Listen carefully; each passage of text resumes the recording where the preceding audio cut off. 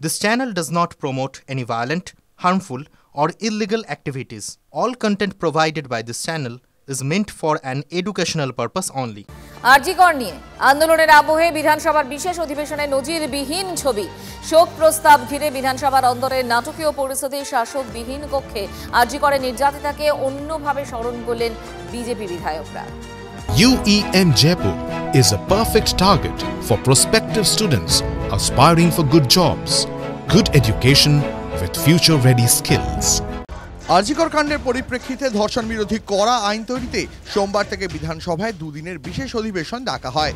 প্রথম দিন শোক প্রস্তাবের পর অধিবেশন মুলতবি হবার কথা ছিল, কিন্তু গোল বাঁধে শোক প্রস্তাব পাঠের আগেই। শোক প্রস্তাবে নাম ছিল প্রয়াত প্রাক্তন মুখ্যমন্ত্রী বুদ্ধদেব ভট্টাচার্যর। বিরোধী দলনেতা দাবি জানান শোক প্রস্তাবে আরজিকরের নির্যাতিতার প্রসঙ্গও রাখতে হবে। স্পিকার বিমান বন্দ্যোপাধ্যায় জানান নির্যাতিতার নাম করার ক্ষেত্রে আইনি বাধা রয়েছে। শেষে প্রয়াত প্রাক্তন মুখ্যমন্ত্রী নামে শোক প্রস্তাব পাঠ হয়ে স্বাভাবিক নিয়মেই মুলতবি হয়ে যায় অধিবেশন। তারপরেই নজিরবিহীন ঘটনা ঘটে যায় বিধানসভায়। শাসক দলের বিধায়করা বেরিয়ে গেলেও নিজেদের আসনে বসে থাকেন বিজেপি বিধায়করা। দীর্ঘ সময় অপেক্ষার পর তারা নিজেরা সিদ্ধান্ত নেন যে আরজিকরে নিহত চিকিৎসক পড়ুয়ার বিষয়ে তারা শোক প্রস্তাব আনবেন এবং সেই শোক প্রস্তাব পাঠ করেন খোদ শুভেন্দু অধিকারী। যদিও এটি বিধানসভার রেকর্ডে নেই, একথা স্পষ্টভাবে জানিয়ে দিয়েছেন অধ্যক্ষ বিমান বন্দ্যোপাধ্যায়। তারপরে দেখা যায় সেই শোক প্রস্তাব পাঠের পর শুভেন্দু অধিকারীর নেতৃত্বে বিধানসভার বিভিন্ন চত্বরে মৌন মিছিল করেন বিজেপির বিধায়করা, হাতে মোমবাতিও ছিল। কর্মরতা চিকিৎসক এইটা উল্লেখ করে প্রাক্তন মুখ্যমন্ত্রী বুদ্ধবাবুর সঙ্গে যুক্ত করে একটা কন্ডোলেন্স পাস করুন, নীরবতা পালন করি আমরা, এবং মেসেজটা তার বাড়িতে অ্যাসেম্বলি থেকে গিয়ে পৌঁছে দেওয়া হোক। উনি রিফিউজ করেছেন, উনি আমাকে বলছেন নাম বলুন, তাই বাধ্য হয়েছি আমরা করতে। এবং গোটা অ্যাসেম্বলি প্রিমিসেসে ব্যানার দিয়ে, হাতে আলো নিয়ে, কালো গলায় উত্তরীয় লাগিয়ে আমরা কন্ডোলেন্স মার্চ করেছি, সাইলেন্স মার্চ পিসফুলি। এই ধরনের অবাস্তব কথা আমি কখনো বিরোধী দলের কাছে শুনিনি, যে ধর্ষণে যেহেতু সরকার জড়িত, এই ধরনের কথা আমি শুনিনি। কিন্তু আইনত কত কোনো বাধা আছে। সে আইনত বাধা হলো যে ধর্ষিতার কথা, এবং যিনি মারা গেছে তার নাম উল্লেখ করা যায় না এতে শোক প্রস্তাবে, এটা আইনত করা যায় না। সবাই বলে যার নাম উল্লেখ করা যাবে না তার সম্পর্কে শোক প্রস্তাব আনা যায় না।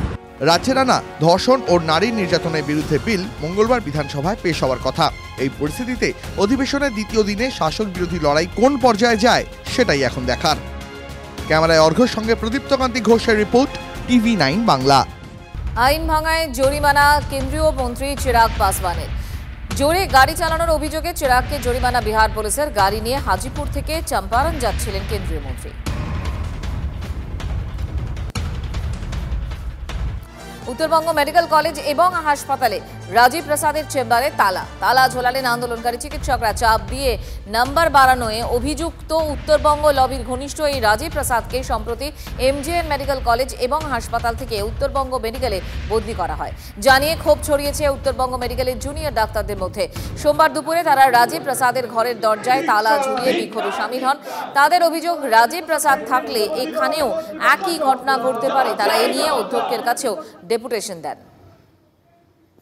আমরা দেখেছি আজকে উনি গত 2 থেকে 3 দিন আগে MGN মেডিকেল কলেজ থেকে এখানে ট্রান্সফার হয়েছেন অ্যাজ এ প্রফেসর হিসাবে, এবং সেই দিনই কিছুক্ষণের মধ্যেই 10 থেকে 12 ঘন্টার মধ্যে উনি এইচওডি হিসাবে ফরেন্সিক মেডিসিন হয়ে গেছেন। সেজন্য আমরা তীব্র বিরোধিতা করছি।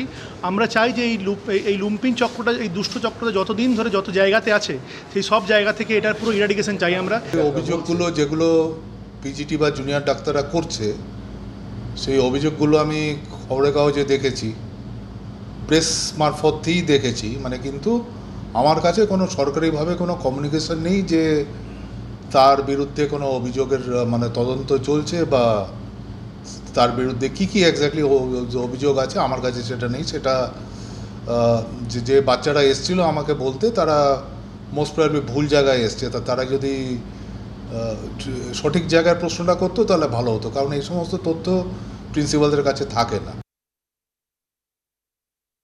যে ক্যাডার থেকে অভিযোগটা উঠেছে সেই সেটা আমাদের প্রথমে যাচাই করে নিতে হবে। অভিযোগের অনেক কারণ থাকে, হ্যাঁ। একটা 6 বছর ধরে যখন হাজার জন এস্টাবলিশমেন্ট চালাবে, তুমি সবাইকে খুশি করে চালাতে পারবে না। টিচারের প্রথম কাজ হচ্ছে পড়িয়ে হচ্ছে তার প্রভাব বিস্তার করা। যদি পড়িয়ে প্রভাব বিস্তার করা যায়, আমি ডেফিনেটলি করব, ঠিক আছে। এবার রইল একটা নিউজ নিয়ে। আমি একটা সিম্পল কোশ্চেন জিজ্ঞেস করছি, স্টুডেন্টের কপি ছবি তোলা কোনো টিচার, এটা কি খুব বাঞ্ছনীয়? আর সেটা 23 সালের ছবি তোলা 24 সালে, তাহলে কি তার উদ্দেশ্য থাকতে পারে সেটা যিনি তুলেছেন তিনি বলতে পারবেন। যিনি তুলেছেন আমার স্টুডেন্টের সমান। ওই সময় যদি উনি প্রতিবাদটা করতেন, সেটা কি কপিটা আমার হ্যান্ডরাইটিং আমি তো না অফিসিয়ালি না দেখে বলতে পারবো না।